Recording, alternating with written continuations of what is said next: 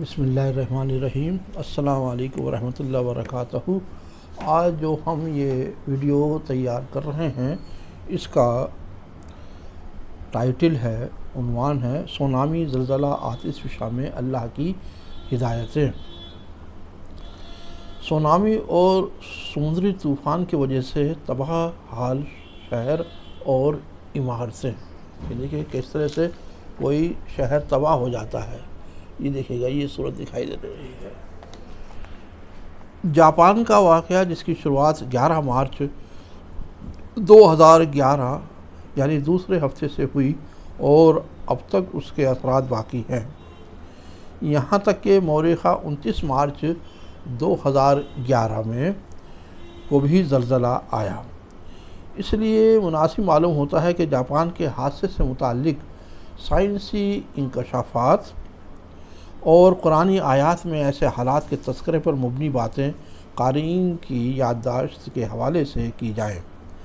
تاکہ ان کا ذہن جو حادثات کی وجہ سے چوکنا اور بیدار ہے، وہ سائنسی تحقیق کی روشنی میں قرآنی پیشین گوئی کو اچھی طرح سے سمجھ سکے۔ اور ابھی 2020 میں ہمارے یہاں بنگال کی کھاڑی میں عفوان آیا اور ادھر عرب ساگر میں بھی ایک اور طوفان آیا۔ یہ تو ابھی کی ہوئی بات ہے، اپریل اور مئی میں۔ کائنات میں وقوع پذیر ہونے والے ان تمام واقعات، حادثات اللہ کے حکم کی تعمیل میں ہوتے ہیں، اور اس کا تذکرہ اس طرح کے حادثات کی وجہ سے قرآن کریم میں بہت ہی روشن باتیں بتائی گئی ہیں، اور انسان کو بار بار یاد دلایا گیا ہے کہ وہ اپنی حرکتیں ایسی نہ کرے کہ جس سے بار بار یہ زلزلے، یہ طوفان اور یہ اللہ تعالیٰ کی طرف سے قوم عاد، قوم سمود، قوم نوح پر عذاب آئے ہیں، وہ نہ آئیں۔ سچ تو یہ ہے کہ سائنس اور ٹیکنالوجی کے اس ترقی یافتہ دور میں صرف وہی بات سچ اور درست ثابت ہو رہی ہے جو در حقیقت بنیادی طور پر سچ اور درست ہے۔ آج کل ہم کرونا کے ٹائم سے گزر رہے ہیں، جنوری فروری سے، بلکہ کووڈ-19 کہا جاتا ہے کہ یہ وہاں پر نومبر دسمبر میں شروع ہو چکا تھا چین میں۔ یہ بھی بہت سے لوگ اس کو بھی ایک عذاب ہی تسلیم کر رہے ہیں،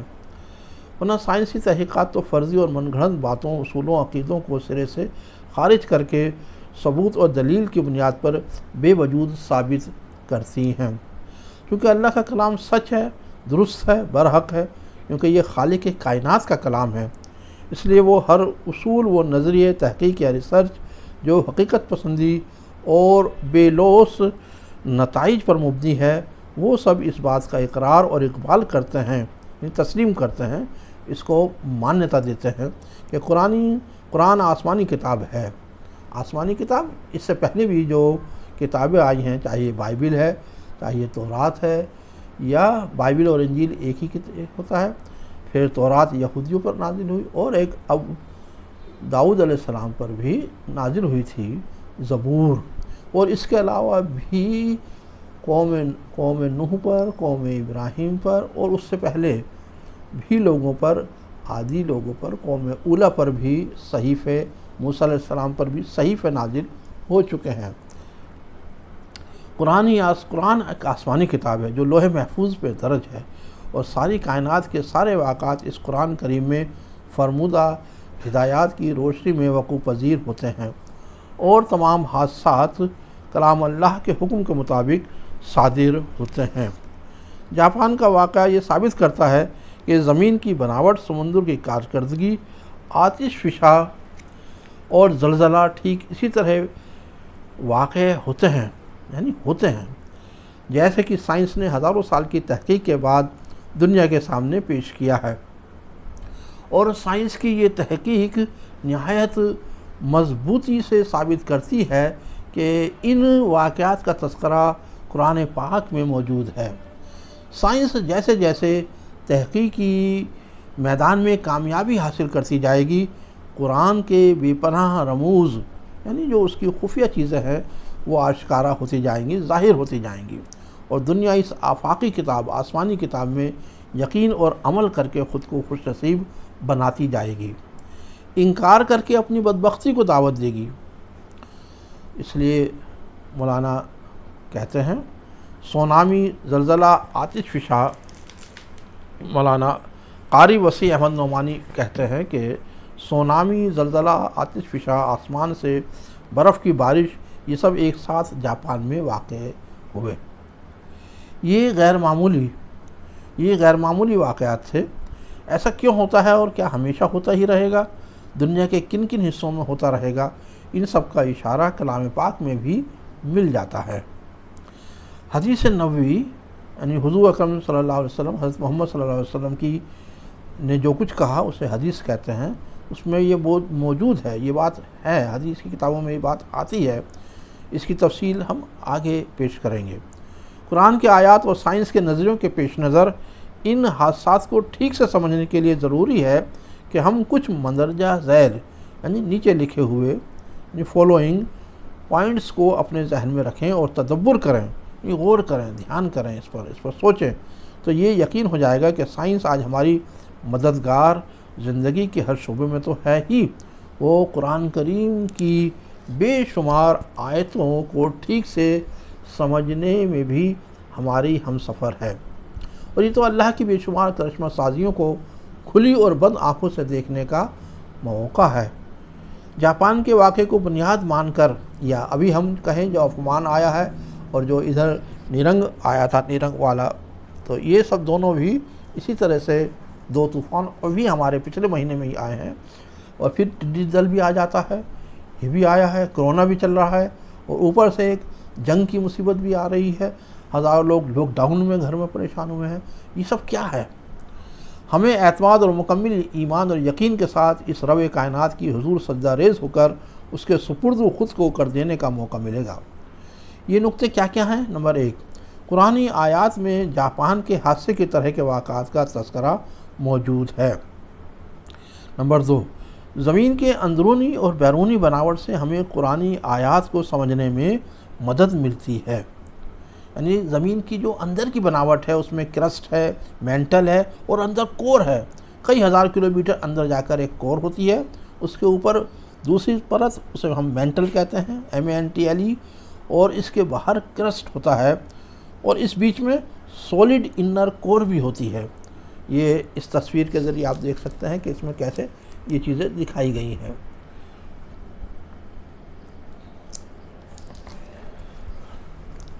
سائنس و قرآنی دلائل کی مدد سے دونوں میں یکسانیت ہو، جو یہ ماننے کے لیے اعتماد پیدا کرتا ہے کہ سائنس جدید ترین تحقیقات اور ریسرچ سے یہ ثابت ہوتی ہے کہ قرآن اللہ کی کتاب ہے، یہ ایک ایشوریہ گرنتھ ہے۔ اس طرح جاپان کی موجودہ حالات کو ٹھیک سے سمجھنے کے لیے قرآنی آیات پر مبنی نظریوں کو جب عقل اور شعور یعنی دماغ سے، عقل سے اور شعور کانشیسنیس سے، ہم بہت ہی کانشیس ہو کر سوچیں، بہت ہی اس کو اپنے دماغ کی گہرائیوں سے سوچیں، سمجھ کر سوچیں، اور فکر اس پر دھیان دیں، اس پر فکر کریں، اس پر غور کریں، تدبر، اور ان یہ کیا کیا تدبیریں ہیں ان سب پر بھی غور کریں، اور ان سب کی آنکھوں سے دیکھیں تو یہ صاف نظر آئے گا کہ سائنس قرآن کے دربار میں دست بستہ کہتی ہے، دست بستہ کھڑی ہوئی ہے، ہاتھ باندھے ہوئے کھڑی ہوئی ہے کہ ہم تو صرف ان کرشموں کا آشکار کرنے کی لگاتار جد و جہد کرتے ہیں۔ کرشمہ لفظ ہم پولیٹیکل سائنس میں بھی کرشماٹک لیڈرشپ میں استعمال کرتے ہیں، جو پہلے سے اس کائنات میں اللہ کے حکم سے موجود ہیں۔ ان کرشموں کو آشکار کرنے کی لگاتار جد و جہد کرتے ہیں جو پہلے سے اس کائنات میں موجود ہیں، اللہ کے حکم سے موجود ہیں۔ ہم تو ان کرشموں کو تحقیق کے ذریعے پا کر اس رب کا حکم بجا لاتے ہیں جو ہمارے دامن میں وہ بھر دیتا ہے کہ لوگ یہ کہتے ہیں کہ یہ سائنس کا کمال ہے۔ حقیقت تو یہ ہے کہ اللہ جن سائنسدانوں کو نوازتا ہے انہی سے وہ کائنات کے راز کو آشکار کراتا ہے۔ آپ سے دو اہم نکات کو اپنے ذہنوں میں ضرور محفوظ رکھیں تاکہ شک و شبے سے دور ریاضی کے طور پر ٹھیک حساب لگا کر اپنے یقین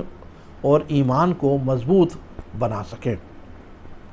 سونامی اور زلزلے کی وجہ سے زمین کے اندر سے خارج شدہ گیس میں لگی ہوئی آگ کا ایک دل خراش منظر، دیکھیے گا یہ کس طرح سے یہ ہے آگ کا یہ منظر دیکھیے گا، کس طرح سے یہ آگ لگ رہی ہے۔ ابھی ہم نے دیکھا کس طرح سے ہمارے اڑیسہ میں اور بنگال میں کس طرح سے اس افوان والے طوفان نے کیا کراماتیں کی ہیں۔ جاپان کی طرح کے حادثات و واقعات سے متعلق قرآنی آیات کے تراجم پیش خدمت ہیں تاکہ آپ پہلے قرآنی آیات کو سن لیں، اس کے بعد سائنسی انکشافات پیش کیے جائیں۔ ملاحظہ ہو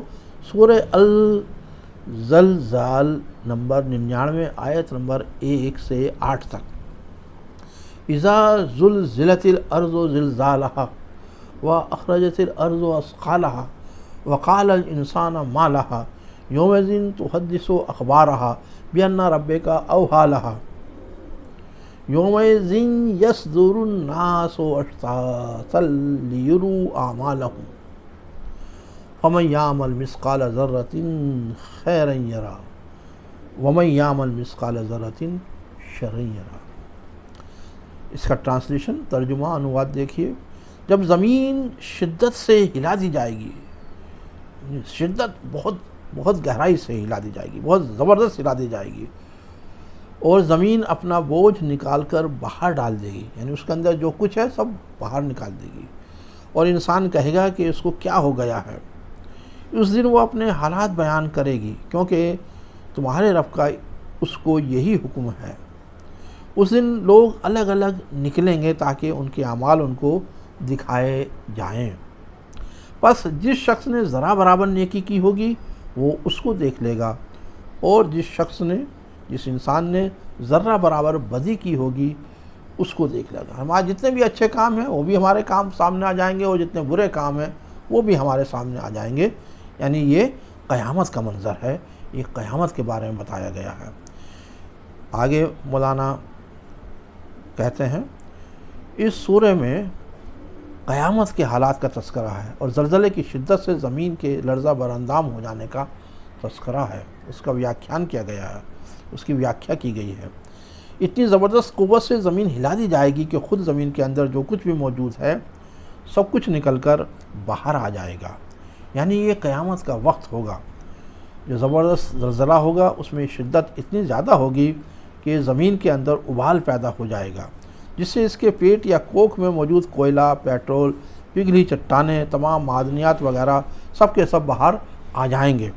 اس طرح سورہ تکویر نمبر 81 آیت نمبر 1 سے 14 میں قیامت کے وقت کے حالات کا تذکرہ یوں کیا گیا ہے۔ اذا الشمس کویرت واذا النجوم قدرت واذا الجبال سیرت واذا العشار عطلت واذا الوحوش حشرت واذا البحار سجرت واذا النفوس زوجت واذا الموءودة سئلت بأي ذنب قتلت واذا الصحف نشرت واذا السماء كشطت واذا الجحيم سعرت واذا الجنة أزلفت علمت نفس ما أحضرت۔ اس کا ٹرانسلیشن دیکھیے، اس کا جو ترجمہ ہے، اس کا جو ٹرانسلیشن ہے، جو اس کا انواد ہے وہ کیا ہے۔ جب سورج لپیٹ یعنی اندھیرا کر دیا جائے گا، سورج کو لپیٹ دیا جائے گا، اور جب ستارے بے نور ہو جائیں گے، جو ان کی روشنی ہے اپنی ہو یا دوسروں کی ہو وہ غائب ہو جائے گی، اور جب پہاڑ چلا دیے جائیں گے اپنی جگہ سے ہٹ جائیں گے، اور جب 10 مہینے کی اونٹنیاں بھاگی بھاگی پھریں گی، اور جب وحشی جانور گھبرا کر اکٹھا ہو جائیں گے، اور جب سمندر بھڑکا آگ لگا دی جائے گی، سمندر کے اندر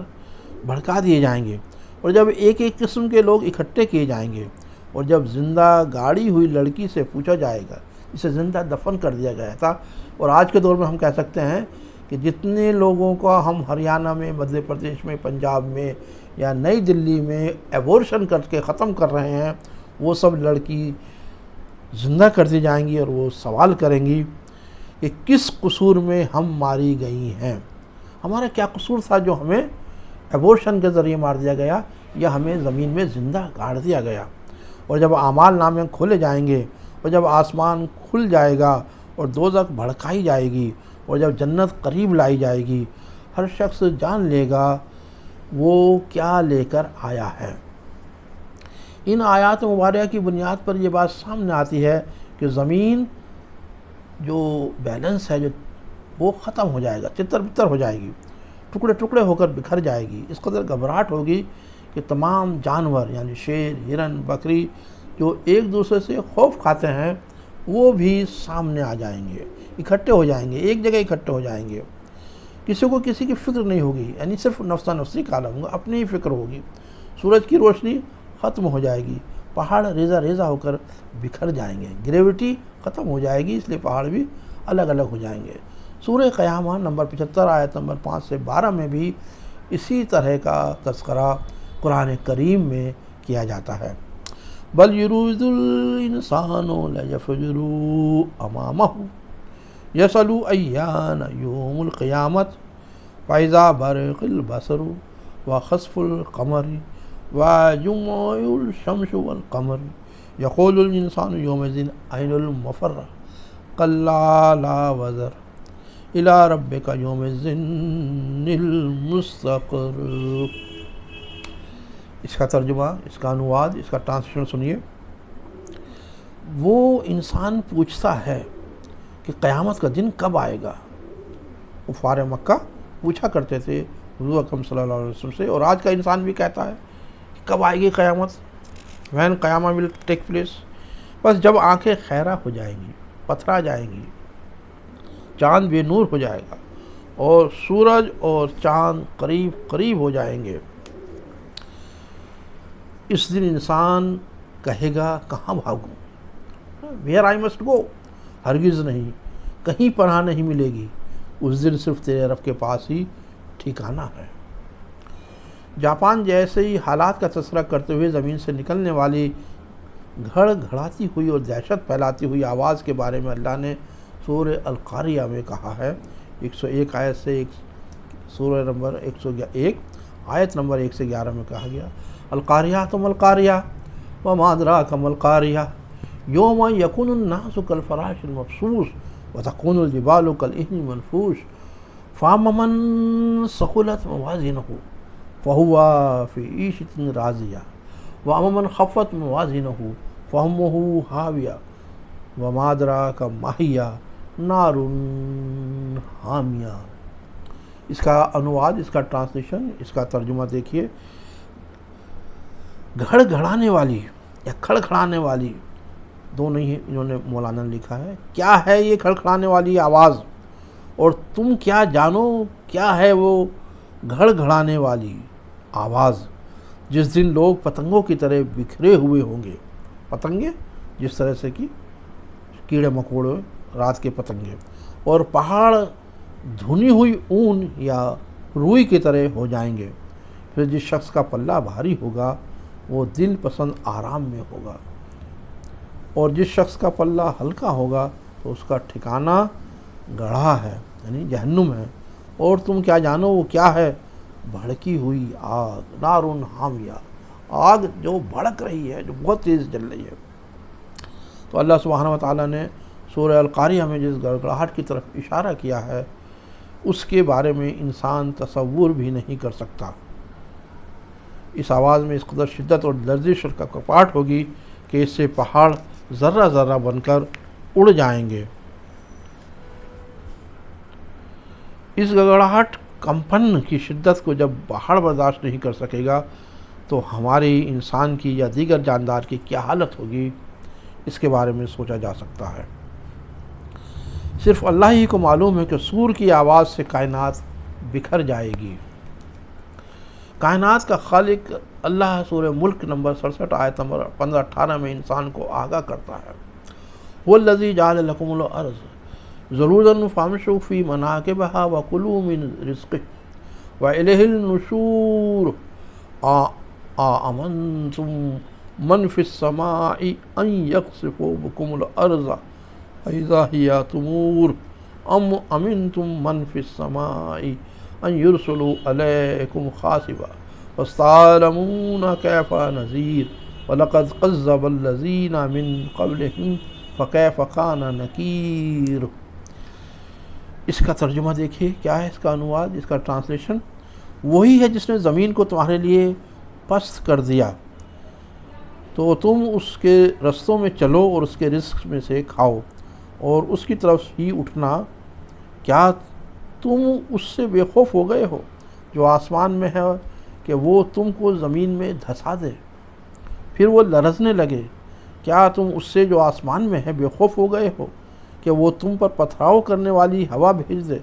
پھر تم جان لو کیسا ہے میرا ڈرانا۔ اور انہوں نے جھٹلایا جو ان سے پہلے تھے، تو کیسا ہوا میرا انکار کا نتیجہ۔ جاپانی حادثات میں انسان کے زمین کے اندر زندہ دفن بھی ہو گیا، زمین پوری شدت سے لرز بھی گئی، آسمان سے برفیلا پتھراؤ بھی ہوا اور آتش فشاں نے پھٹ کر آسمان سے گیسوں کی بارش بھی کی۔ رہی صحیح کمی ریڈیٹر کی کنوں نے پوری کر دی۔ اس تباہی کا سلسلہ اب تک جاری ہے۔ اللہ سے دعا ہے کہ جاپان پر اپنی کرم فرمائی کرے، وہ بھی اللہ کے بندے ہیں، ان کی کمیوں کو معاف کرے اور قرآنی آیات کو سمجھنے، عمل پیرا ہونے کی توفیق عطا فرمائے۔ سورہ ملک نمبر 67 نمبر آیت نمبر 16-17 کی تفسیر اور ترجمہ کرتے ہوئے شیخ الہند حضرت مولانا محمود الحسن اور شیخ الاسلام حضرت مولانا شبیر احمد عثمانی نے آسمان سے پتھروں کی بارش اور زمین پھٹنے کی وجہ سے زلزلے کی تشریح کرتے ہوئے جو کچھ لکھا ہے وہ جاپان کی موجودہ صورتحال کی طرف نہایت لطیف سا اشارہ ہے۔ یہ کچھ اس طرح ہے: امنتم من فی السماء ان یخسف بکم الارض فاذا ہی تمور ام امنتم من فی السماء ان یرسل علیکم حاصبا فستعلمون کیف نذیر، یعنی زمین کو تمہارے سامنے کیسا پست و ذلیل و نرم کر دیا اور مسخر کر دیا کہ جو چاہو اس میں تصرف کرو، تو چاہیے کہ اس پر اور اس کے پہاڑوں پر چلو پھرو اور روزی کماؤ، مگر اتنا یاد رکھو کہ جس نے روزی دی ہے اس کی طرف لوٹ کر جانا ہے۔ اللہ رب العزت نے پہلے اپنے انعامات کو یاد دلایا ہے، پھر شان قہر اور انتقام یاد دلا کر ان کا ڈرانا اور ہوشیار کرنا مقصود ہے۔ یعنی زمین بے شک تمہارے لیے مسخر کر دی گئی ہے، مگر یاد رہے اس پر حکومت اسی آسمان والے کی ہے، وہ اگر چاہے تو تم کو زمین میں دھسا دے۔ اس وقت زمین میں بھوچال آ جائے، زلزلے آ جائیں اور وہ اسے لرزنے لگے اور تم اس کے اندر اترتے چلے جاؤ، لہذا آدمی کو جائز نہیں ہے کہ اس مالک مختار سے نڈر ہو کر شرارتیں شروع کر دے، ایسے ایسے قانون بنائے جو اللہ کی مرضی کے خلاف ہیں، جیسے کہ ہمارے یہاں ہومو سیکسولیٹی کا قانون ہے، آپ نے شراب کو کھلی چھوٹ دے رکھی ہے، سود کو کھلی چھوٹ دے رکھی ہے، جو پورک ہے اس کو کھلی چھوٹ دے رکھی ہے، لیکن جو جائز چیزیں ہیں ان پر پابندی لگا رکھی ہے، اور اس کے ڈھیل دینے پر مغرور ہو جائے، یعنی بے شک زمین پر چلو پھرو اور روزی کماؤ لیکن خدا کو نہ بھولو، ورنہ وہ اس پر قادر ہے کہ تم پر ایک سخت آندھی بھیج دے